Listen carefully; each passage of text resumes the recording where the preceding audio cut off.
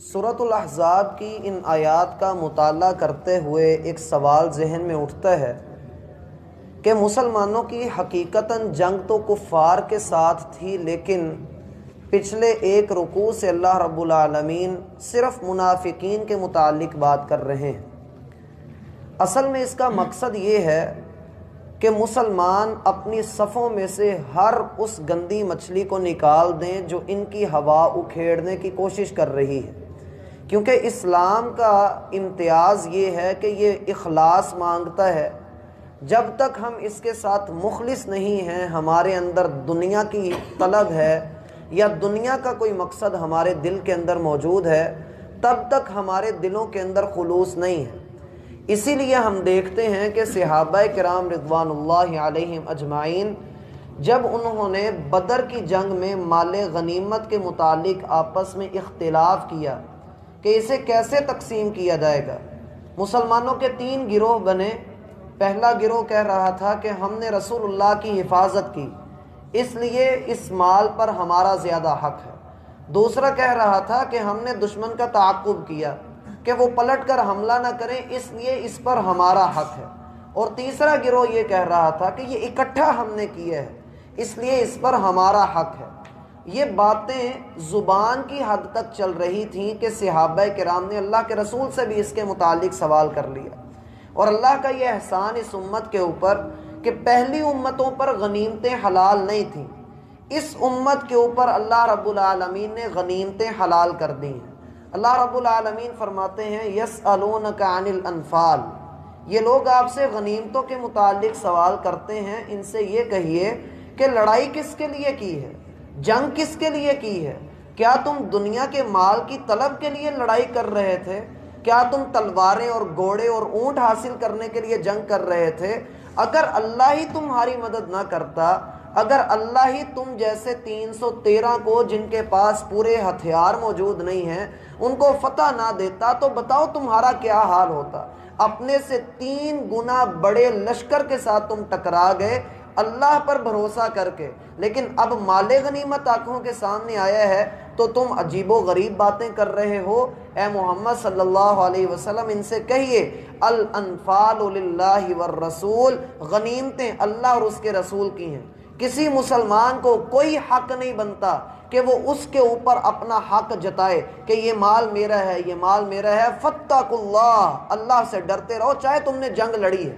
وَأَصْلِحُوا ذَاتَ بَيْنِكُمْ، آپس میں ایک دوسرے کے قریب رہو۔ ان کنتم مؤمنین، اگر تم پکے مومن ہو تو اللہ اور اس کے رسول کا ہر حکم مانو۔ یہ غنیمتوں کے متعلق لڑنا اللہ کو پسند نہیں ہے، تم نے تو اللہ کے لیے لڑائی کی ہے۔ اس لحاظ سے یہاں پر بھی کچھ ایسی ہی بات کی جا رہی ہے، مسلمانوں کو سمجھایا جا رہا ہے کہ یہ دیکھو یہ اصل تمہارے دشمن ہیں، وہ تو کافر ہیں، ان کے متعلق تو تمہیں پتہ ہے کہ وہ تمہارے دشمن ہیں ہی، لیکن یہ جو آستین کے سانپ تمہارے اندر گھسے بیٹھے ہیں ان کو بھی پہچانو اور ان کے متعلق بھی اپنی آنکھیں کھلی رکھو کہ یہ لوگ تمہارے راستے میں روڑے اٹکا رہے ہیں، دوغلی باتیں کر رہے ہیں، ایک ایک بات کے 2 مطلب نکلتے ہیں، اور سادہ لوگ مسلمان ان کی باتوں کو سمجھ نہیں رہے۔ یہ تو ایسے لوگ تھے، انہوں نے جب سیدہ عائشہ رضی اللہ عنہا پر تہمت لگائی تو صاف بچ گئے، خود سارے بچ گئے، اور پکڑے گئے سادہ لوگ مسلمان، ان کے اوپر تہمت کی حد جاری کر دی گئی۔ یہ جو لگانے والے تھے، جو الزام تراشی کرنے والے تھے، یہ اپنی ذو معنی باتوں کی وجہ سے بچا لیے گئے۔ اس لیے رسول اللہ صلی اللہ علیہ وسلم کا فرمان ہے بئس الرجل، سب سے بدترین آدمی وہ ہے جو 2 چہروں والا ہے، یأتی بہؤلاء ویأتی بہؤلاء، کبھی اس طرف سے آتا ہے تو ایک نئے چہرے کے ساتھ، اس طرف جاتا ہے تو نئے چہرے کے ساتھ، اس کی بات ہی ایک نہیں ہے۔ منافق کے لیے اللہ رب العالمین نے ایسی بدترین سزائیں تیار کر کے رکھی ہیں کہ اللہ ہمیں اس سے محفوظ فرمائے۔ بشر المنافقین بان لهم عذابا الیما، ان منافقوں کو خوشخبری دیجئے کہ اللہ نے ان کے لیے ایسا دردناک عذاب تیار کر کے رکھا ہے کہ جس کی کوئی حد نہیں۔ اللہ ہمیں اس سے محفوظ فرمائے۔ اب کل کی آیات میں ہم نے یہ بات پڑھی کہ یہ مسلمانوں کو کہہ رہے تھے کہ یثرب والو واپس آ جاؤ، تمہارا یہاں پر کچھ نہیں پڑا ہوا، تم ہار جاؤ گے۔ اور اندر ہی اندر مقصد ان کا یہ تھا کہ یہ دین جو ہے یہ کچھ بھی نہیں ہے، تم اپنے مذہب کی طرف واپس لوٹ جاؤ۔ آج کی آیات میں اللہ اسی بات کو آگے بڑھاتے ہوئے فرماتے ہیں قد یعلم اللہ المعوقین منکم، مسلمانوں تمہاری صفوں کے درمیان اللہ ان بندوں کو خوب جانتا ہے جو رکاوٹیں ڈال رہے ہیں، جو مسلمانوں کو بے حوصلہ کر رہے ہیں، جو تمہیں جنگ کرنے سے روک رہے ہیں، جو تمہیں کفار سے مرعوب کرنے کی کوشش کر رہے ہیں۔ اللہ یعلم، اللہ نے ایسے لوگوں کو بڑے اچھی طرح سے جان لیا۔ قد یعلم اللہ المعوقین منکم، لیکن وہ ہیں تمہاری صفوں میں۔ اس لیے ذرا دھیان سے، والقائلین لاخوانہم، تم جن کو اپنا بھائی کہتے ہو، جن کے تم گن گاتے ہو، ہاں وہی لوگ جو تم سے یہ کہہ رہے ہیں ہلم الینا، ہماری طرف آ جاؤ، آنکھوں سے اشارے کرتے ہیں، تو ہم نے اپنی چرب زبانی کے ذریعے تمہیں آفرز کرتے ہیں، پیشکش کرتے ہیں کہ محمد الرسول اللہ کے پیٹ پر تو پتھر بندھے ہوئے ہیں، ان کے پاس تو کھانے کو کچھ نہیں ہے، بیویوں اور بچوں کی حفاظت کون کرے گا؟ ہر طرف سے کفار کا حملہ ہو چکا ہے، اندر سے بنو قریظہ حملہ کرنے والے ہیں، تو پتہ نہیں کیا بنے گا، اس لیے تم ہمارے پاس آ جاؤ اور اپنے دین کو چھوڑ دو، ہلم الینا، ہمارے پاس آ جاؤ، اس دین کے اندر کچھ نہیں رکھا ہے۔ اور یقین کیجئے بالکل یہی حالات عالم اسلام کے اندر اس وقت بھی موجود ہیں۔ الکفر ملت واحدہ،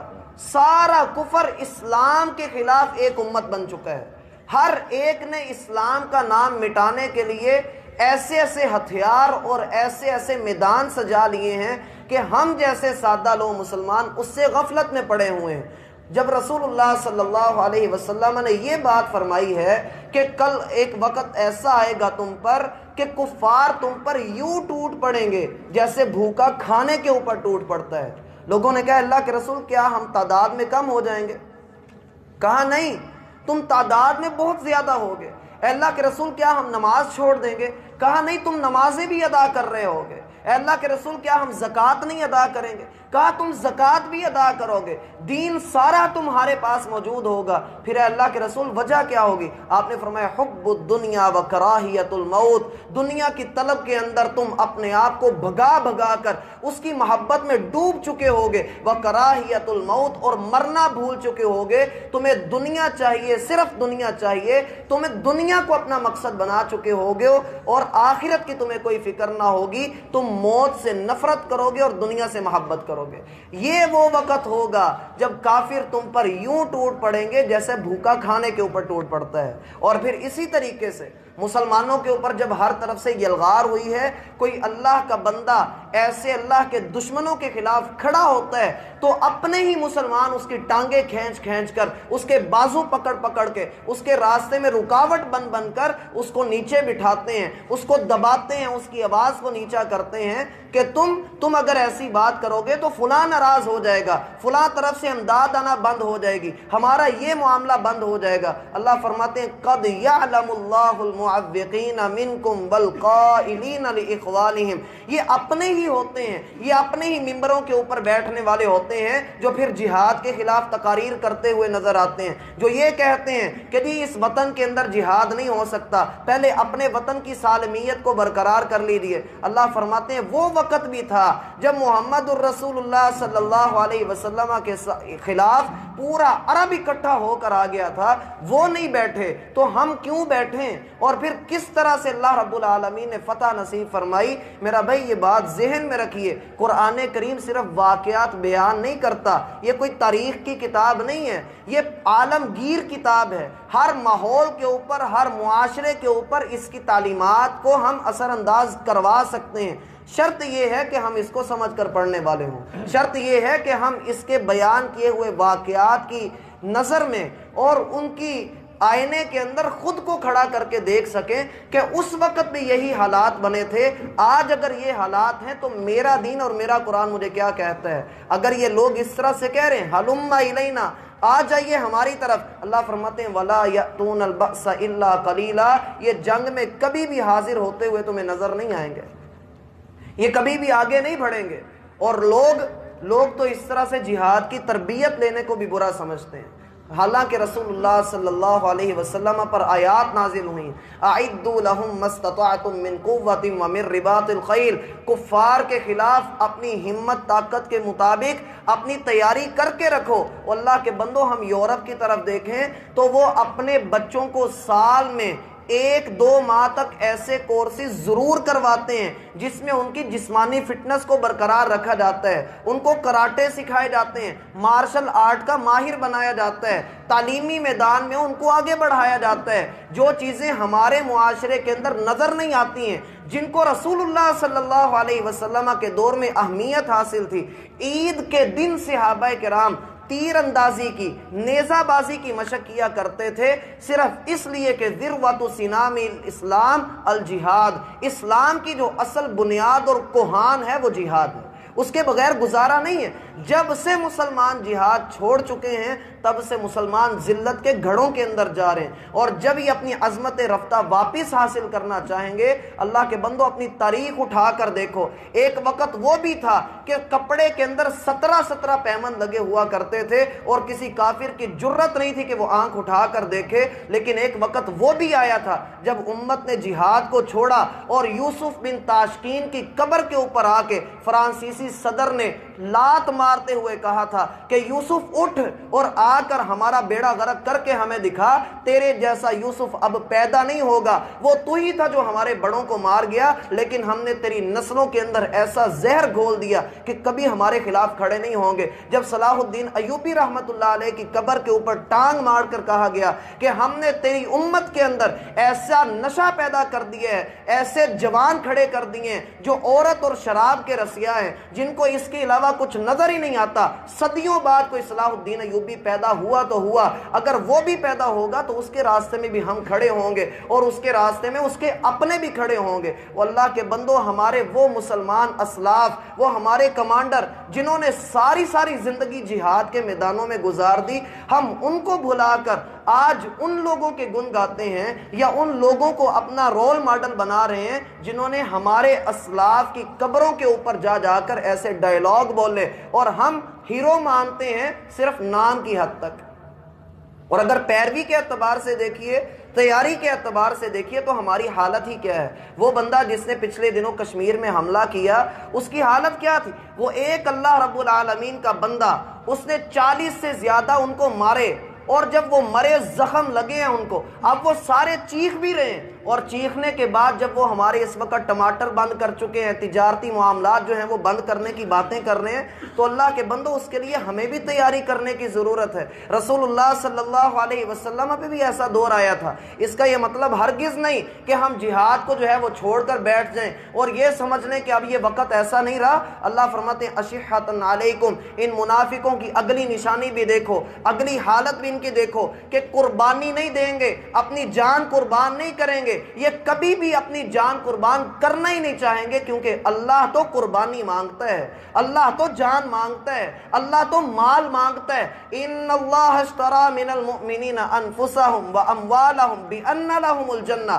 اللہ مومنوں سے لین دین کرتا ہے کہ تم مجھے اپنے مال دے دو، اپنی جانیں میرے راستے میں قربان کر دو، بدلے میں تمہیں اپنی جنت عطا کر دوں گا۔ یقاتلون فی سبیل اللہ، یہ اللہ کے راستے میں قتال کرتے ہیں، فیقتلون ویقتلون، قتل کرتے ہیں، قتل کر دیے جاتے ہیں۔ ومن اوفی بعہدہ فاستبشروا ببیعکم الذی بایعتم بہ، جس نے وعدے کے ساتھ وفا کر لی، جو اللہ کا وفادار بن کے اپنی گلے کو کٹوا کر رب کے حضور چلا گیا، یاد رکھنا کہ اس نے ایسی تجارت کر لی جس میں کوئی گھاٹا نہیں ہے، اس نے اپنے رب کے ساتھ تجارت کر لی۔ اشحۃ علیکم، لیکن یہ لوگ یہ اپنی جان کٹوانے سے، یہ اپنا گلا کٹوانے سے ڈرتے ہیں، ان کو ڈر لگتا ہے کہ کہیں تیر سینے کے آر پار نہ ہو جائے، کہیں گولیاں سینے کو چھلنی نہ کر دیں۔ فَإِذَا جَاءَ الْخَوْفُ، جب ان کے اوپر کوئی خوف آتا ہے، جب کسی طرف سے معاشی اقتصادی ناکہ بندی کر دی جاتی ہے، جب امداد بند کر دی جاتی ہے، جاء الخوف، جب ان کے اوپر کڑا وقت آتا ہے رأیتہم، یہ اس جہادی کی طرف دیکھتے ہیں، اے محمد یہ آپ کی طرف دیکھتے ہیں، ینظرون الیک تدور اعینہم، ان کی آنکھیں الٹی پڑ جاتی ہیں، ان کی آنکھیں مٹکنا شروع کر دیتی ہیں، پھڑپھڑانا شروع کر دیتی ہیں، کالذی یغشی علیہ من الموت، گویا کہ اس کے اوپر موت طاری ہو چکی ہو، یہ اپنا سب کچھ بھول جاتا ہے کہ اگر فلاں جگہ سے امداد نہ آئی، فلاں نے میرے ساتھ یہ معاملہ کر دیا، یہ ہو گیا وہ ہو گیا، میں تو مارا گیا، میں تو لوٹا گیا، میرا تو کچھ نہیں بنے گا۔ اللہ فرماتے ہیں فَإِذَا ذَهَبَ الْخَوْفُ، جب اللہ رب العالمین کی مدد آتی ہے، خوف چلا جاتا ہے، خوف کے بادل چھٹ جاتے ہیں، مومن اللہ رب العالمین کی دی ہوئی مدد کے ساتھ کفار کے اوپر ضرب لگاتے ہیں، سَلَقُوكُمْ، پھر یہ لوگ بھی تمہارے پاس آتے ہیں، بِأَلْسِنَةٍ حِدَادٍ أَشِحَّةً عَلَى الْخَيْرِ، اور آ کر پھر مال غنیمت میں سے تم سے سوال کرتے ہیں، مانگتے ہیں کہ بھائی ہم بھی تو تمہارے ساتھ ہی صفوں میں کھڑے تھے، پیچھے دعائیں بھی تو ہم نے کی تھیں، اس لیے تو تم فتح یاب ہوئے ہو۔ اللہ فرماتے ہیں اولئک لم یؤمنوا، دلوں کے حالات اللہ جانتا ہے، کون کتنی جنگ کے اندر آیا، کتنے خلوص کے ساتھ کس نے اللہ رب العالمین کے راستے میں جہاد کیا۔ اصل بات یہ ہے کہ لم یؤمنوا، یہ ایمان والے ہیں ہی نہیں ہیں، فاحبط اللہ اعمالہم، ان کے سارے اعمال کو اللہ نے ضائع کر دیا، وکان ذلک علی اللہ یسیرا، اللہ کے لیے یہ کام بڑا آسان ہے۔ اللہ کو کسی کی نیکی کی کوئی ضرورت نہیں ہے، کوئی بندہ نیک کام کرتا ہے وہ اپنے لیے کرتا ہے، اللہ ہمارے نیک اعمال سے بہت بے نیاز ہے، اللہ کو ہمارے نیک اعمال کی ضرورت نہیں۔ اللہ فرماتے ہیں یحسبون الاحزاب، یہ گمان کر کے بیٹھے ہیں کہ لم یذهبوا، کہ لشکر جو ہے وہ چلے نہیں گئے ابھی تک، یہ سمجھ کر بیٹھے ہوئے ہیں کہ کفار جو اب محاصرہ اٹھا کر بھاگ گئے ہیں، یہ اپنے دلوں میں گمان کر رہے ہیں کہ اب مسلمان اپنے اپنے کاموں میں مشغول ہوں گے تو اچانک سے کفار کا حملہ ہو جائے گا، کفار پھر مدینہ کے اندر آ جائیں گے۔ اللہ فرماتے ہیں یہ گمان کر رہے ہیں، ان کو تو پتہ ہی نہیں ہے کہ اللہ نے ان کو ایسا دوڑایا ہے وہ کبھی پلٹ کر نہیں آ سکتے۔ اور جب یہ محاصرہ ٹوٹا تھا، رسول اللہ صلی اللہ علیہ وسلم نے ارشاد فرمایا تھا اب وہ وقت آیا ہے کہ یہ پلٹ کر کبھی زندگی میں ہم پر حملہ نہیں کر سکیں گے، اب ہم ان کے اوپر حملہ کریں گے، ہم ان کو شکست دیں گے۔ اور تاریخ نے دیکھا کہ احزاب کے بعد کبھی بھی کافر اللہ کے رسول کے مقابلے میں آ ہی نہیں سکے، جب بھی چڑھائی کی اللہ کے رسول نے چڑھائی کی۔ وَإِن يَأْتِ الْأَحْزَابُ، اللہ فرماتے ہیں اگر یہ گروہ واپس آ بھی جائیں، بالفرض یہ گروہ واپس آ جاتے ہیں، یودو، ان منافقوں کی خواہش کیا ہوگی،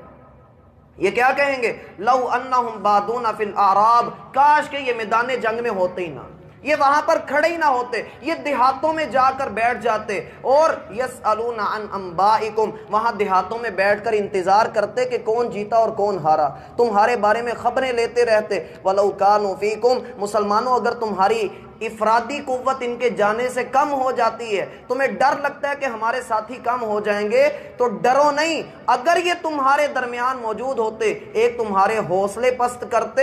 ما قاتلوا الا قلیلا، تمہارے ساتھ مل کے کسی کافر کا گلا بھی نہیں کاٹ سکتے تھے، یہ کسی کے خلاف کھڑے بھی نہیں ہو سکتے تھے۔ اس لیے تم لوگ پریشان نہیں ہو، اس رب کی مدد تمہارے ساتھ ہے۔ ایک اکیلا بندہ رب نے انفال کے اندر وعدہ کیا تھا، یا ایھا النبی حرض المؤمنین علی القتال، اے مومنو اپنے آپ کو جہاد کے اوپر ابھار کر رکھو۔ ان یکم منکم مئۃ، اگر تم میں سے 100 بندہ ہوگا، اللہ ان 100 کو